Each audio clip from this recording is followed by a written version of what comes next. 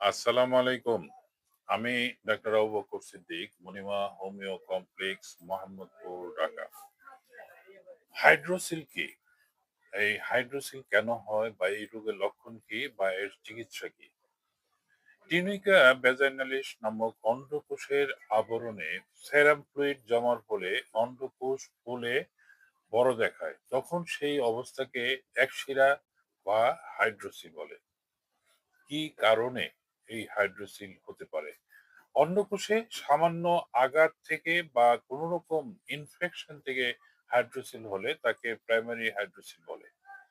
যখন ফাইলেরিয়া অসুখ থেকে এপি এপিডিডাইমো আর্কাইটিস হয়ে অন্ডকোষ ফলে বড় হলে তাকে সেকেন্ডারি হাইড্রোসিল বলে।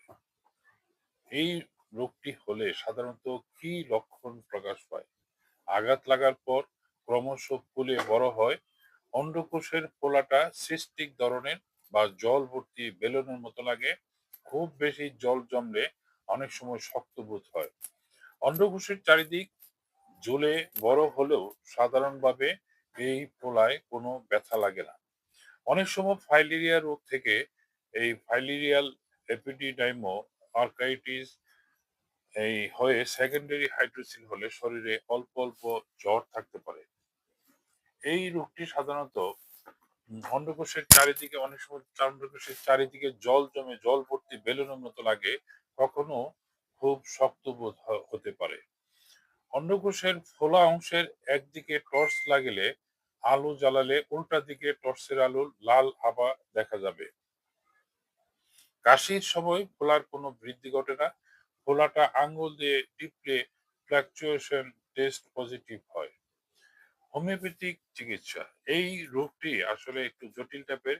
এই রোগের লক্ষণ অনুযায়ী একজন অভিজ্ঞ ডাক্তার যে ওষুধগুলি প্রয়োগ করেন তার কিছু নাম উল্লেখ করছি। যেমন apis mel, arnica mon, arsenic al, bryonia al, aurum met, calcarea carb, conium, fluoric acid, graphites, iodum, ক্যালিয়ায়ুর, pulsatilla, rhododendron, silicea, selenium, spongia, sulphur ইত্যাদি। আমি যেটা পরামর্শ দিব যে এই রোগটি হলে একজন অভিজ্ঞ ডাক্তারের পরামর্শে এই চিকিৎসা শুরু করুন এবং এর একটি হোমিও চিকিৎসা সম্পূর্ণ আরোগ্য হয়। আপনার সুস্থতা কামনা করে আল্লাহ হাফিজ।